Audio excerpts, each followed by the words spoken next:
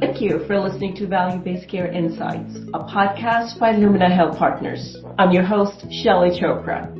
The series is for healthcare leaders and organizations navigating the journey to value-based care and our ever-changing landscape of healthcare industry. And that could not be more true than the times we are in right now. Our goal in the series is to bring to you disruptive success strategies for healthcare organizations, leveraging our experience and having worked with some of industry's top experts and thought leaders. Before we get into today's episode, I'd like to invite you to leave us a review on Apple Podcasts and let us know what you think about the episode and other questions that might be top of your mind. With that, I'd like to welcome my co-host, Dan Marino, Managing Partner at Lumina and an industry thought leader for value-based care. Dan, welcome. Hi, Shaillee. Dan, I was thinking, in the times of change we're in right now, as a country, in fact, even globally, we're challenged to assess our old normal and pivot to align with the new normal, the new needs, the new environment we're going through as healthcare providers. While there is a lot of talk about new rulings, new financial realities healthcare systems are finding themselves in, I want to zoom the lens today on the provider perspective and talk about questions such as what problems, issues, and even insecurities our physicians might be struggling with as they gear to reemerge from COVID-19 lockdown. And let's talk about the questions they might be mulling in, such as, what is my current reality? What am I feeling? What have I been doing as a practitioner that is no longer relevant, and what new skills do I need to acquire to succeed in the new normal? What do you think? Well, like with many of us, our whole situation, our life has changed. Physicians are no different. And to a certain extent, physicians are really challenged with how they need to interact with patients. In particular, if you're a specialist and you perform a lot of surgeries, recently, as we all know, that has really decreased a lot, with many of the elective surgeries not occurring. So, there's a lot of feelings of insecurity, patient volume really decreasing, I think a lot of thought in terms of what the volume is going to look like after the COVID crisis subsides, and how do you really take care of some of these patients as you're starting to interact with them, not just about a lot of the COVID activities, but around a lot of their chronic disease activities as well. I agree. And, so I think instead of just looking at from operational perspective, how do they ramp up to tackle the new volume, maybe even a different payer mix that comes their way, I think the question is even a step back on how do they prepare themselves to really adjust to this new normal and lead that change within their practice as well. Yeah, that new normal within their practices and how they interact with patients is something that they're going to have to figure out along the way. There's no book, there's no map, there's no real instructions in terms of what this new normal is going to look like. And some of it is just really going to be based on how they interact with their patients, how they incorporate a lot of their new clinical decision-making, new clinical workflows, and so forth into their practice, and even incorporating a lot of the new technology. I think it's really going to change the way that they practice, and you can't help but think that it's going to create a lot of feelings of anxiety for them. Absolutely. And, I'm loving that we're acknowledging, besides the technology and the change and the numbers and the rulings, there's this underlying feeling of anxiety, that angst that our providers and our practices and our caregivers are feeling. And how do we actually help them? How do we prepare to address that? Because that's foundational to as we ramp up and deal with the new normal. Absolutely. Shaillee, really pleased to have with us today Doug McKinley. Doug is president and CEO of DLM Pathways, consulting firm that works with physicians and medical practices, hospitals across the country on helping them to incorporate a lot of leadership and cultural change management within their own practices. Doug, welcome to our show today. Thank you. Glad to be here. So, Doug, as we're starting to work with physicians, and as Shaillee and I had said, we're hearing a lot of feelings around unsureness, anxiety, really a fear of what the future is going to look like. What are some of the things that you're hearing as you're interacting with providers? I was kind of reacting to the words you were using, Shaillee and Dan, the word anxiety. It made me think of a doc I was talking to recently. Docs tend to not use those sort of softer psychology words, so the word he used was disoriented, which I thought was great. So I think that's what they're experiencing. It's funny, I work a lot with, I'm privileged to work with physicians, and I do a ton of work in the area of resiliency because burnout has been such a big challenge really for many years now. And I find physicians to be extremely resilient in their practicing of medicine. So it's so odd to use the word resiliency with physicians when they're very agile in their practice of medicine and work, but when it comes to their own internal dialogue, not so much. I think emotional resiliency is where they just haven't spent a lot of time putting some tools together to cope with that. So that's where I would say most of my conversations end up. Recently, Doug, I was talking to a physician who owned a very successful orthopedic practice.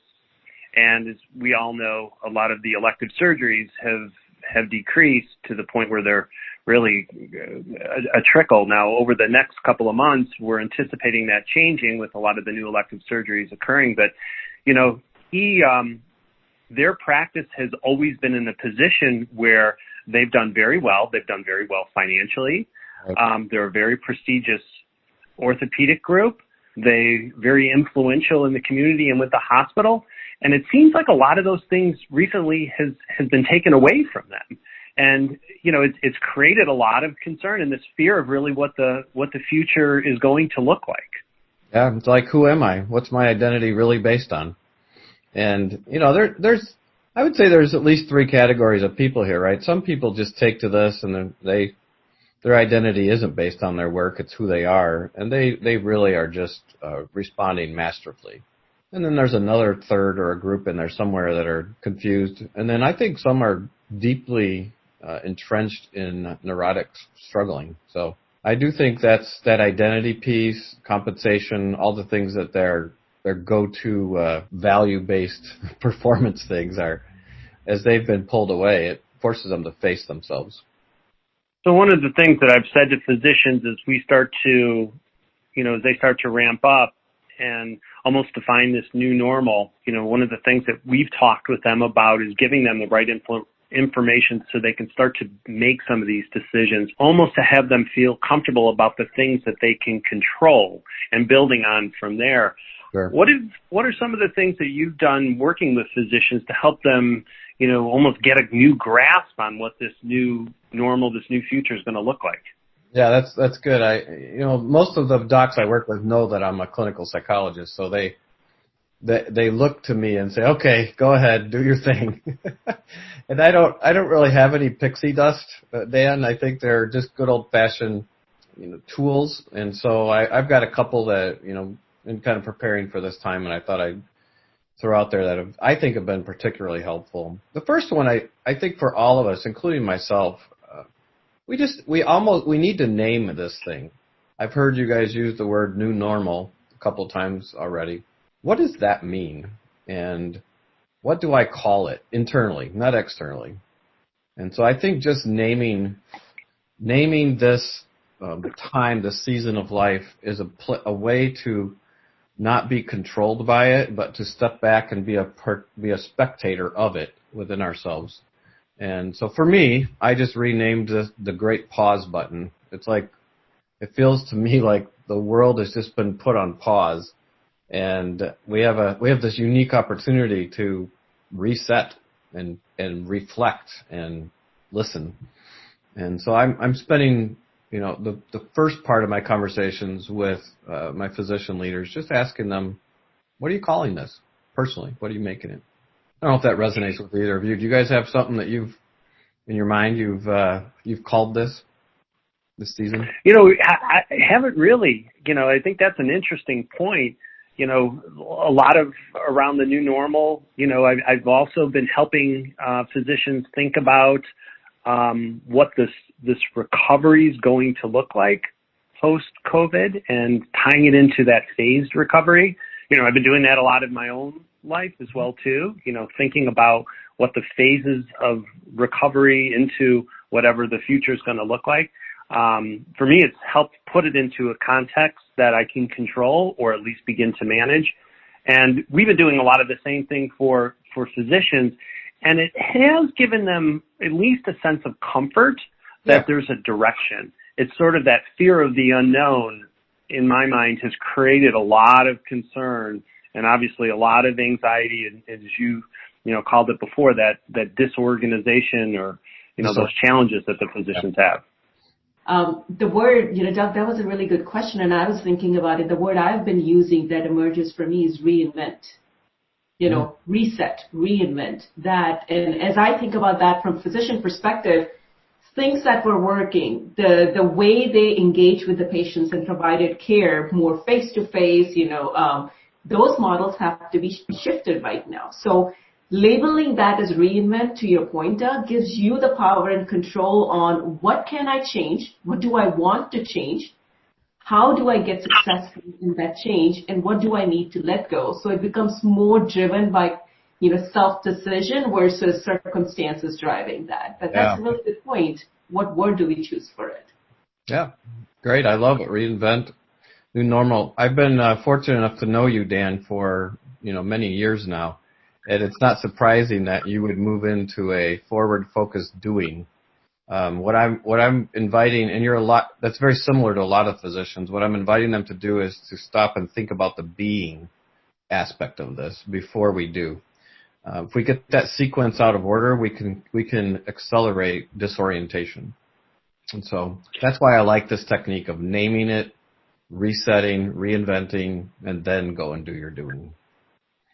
So when you talk a little bit about, the being, kind of, coming to grips with what's happening now, what are you hearing some of the physicians saying, or are there some things that you can share with physicians to help them sort of understand what that being is, what that is now?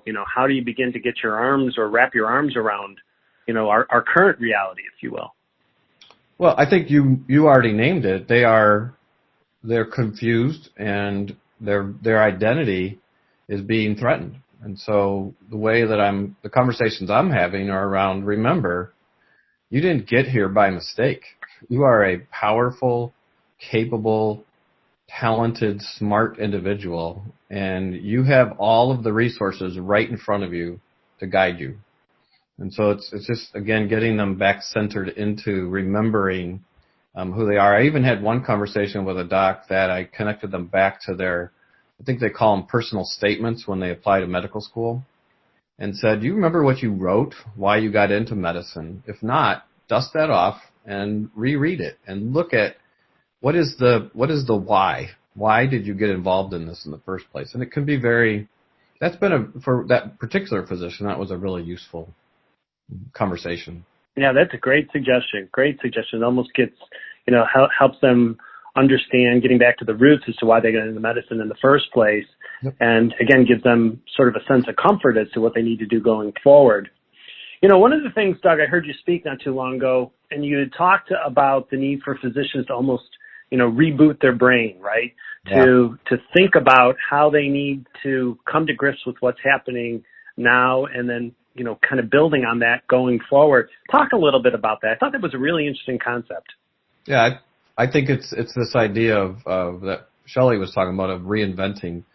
So once you've named this and your being is now choosing your doing, then I think that reboot can happen naturally. And there, if you will, there's 3 or 4 things here that I think are useful for our listeners. Frankly, for me, I think self-leadership is the essential beginning point for all of us. And so as you reboot your brain, I think neurologically, I think there's a temptation to confuse social distancing with social isolation.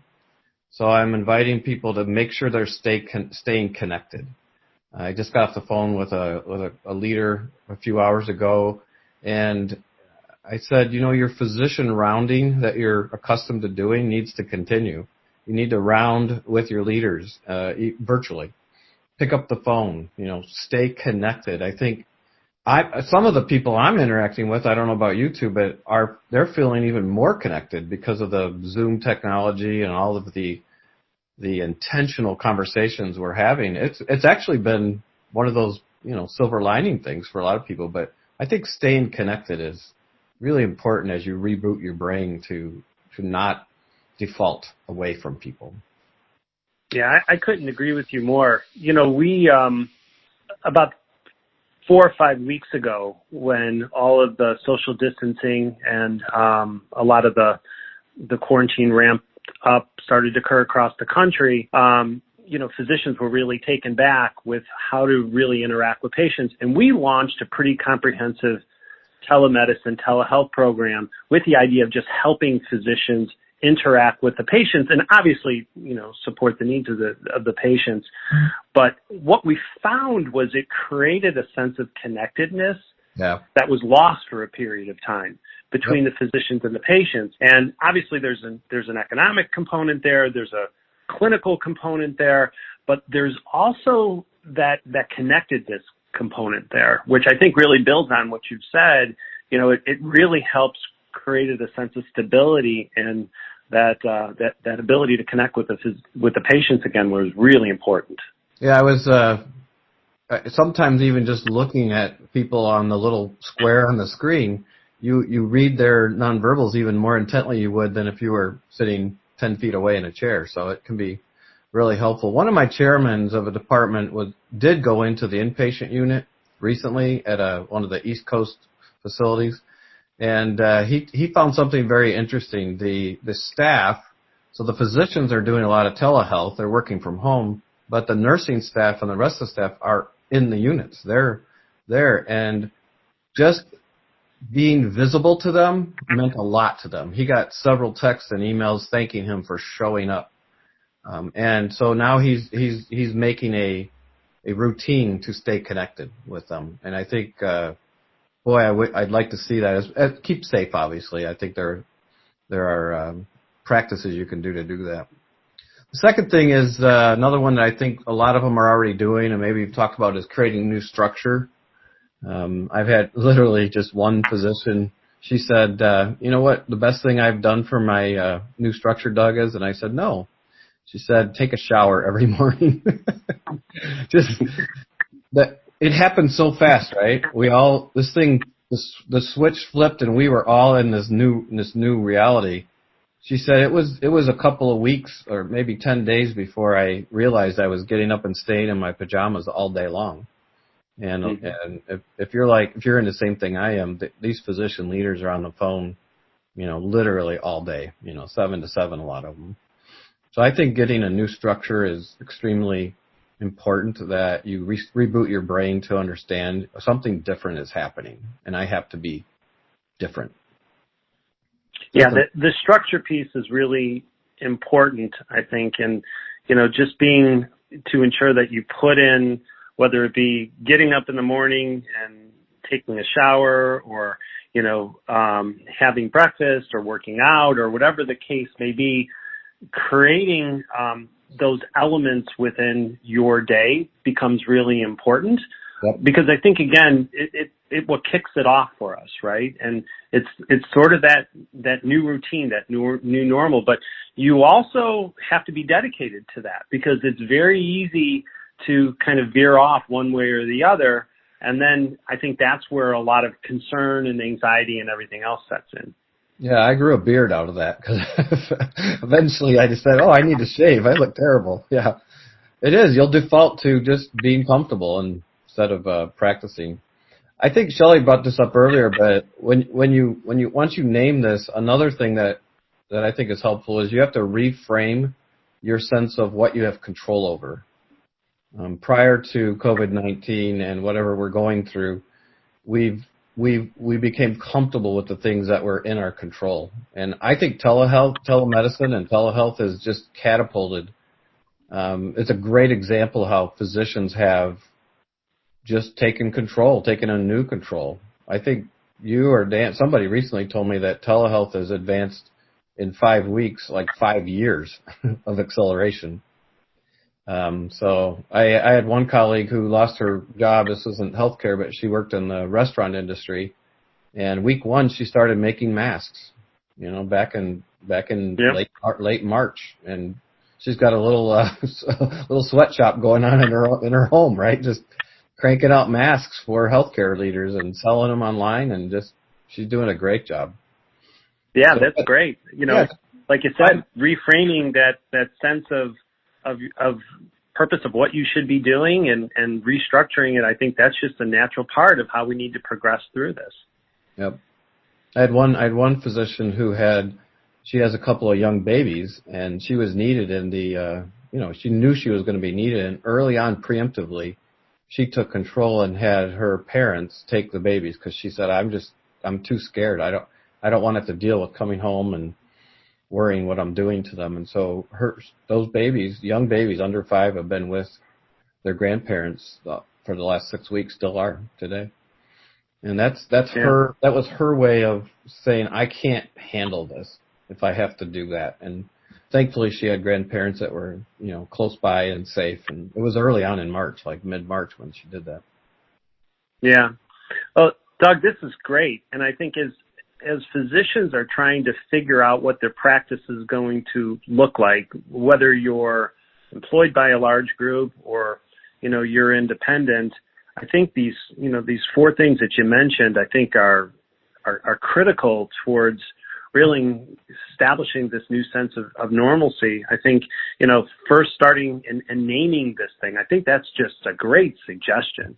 Establishing some identity around what this is, I think then really leads into the second thing, is how you need to almost reinvent yourself, but really rebooting your brain to think about doing some things differently, and creating what that new structure is becomes really important, because it's not going to be the same as what it was in the past. It's going to be different.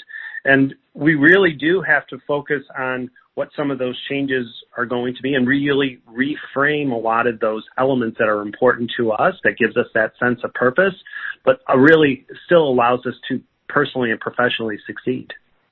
And again, I know that just being aware, a lot of physicians are already there. They're doing this intuitively. I had one doc, Dan, tell me that he was born for this mission.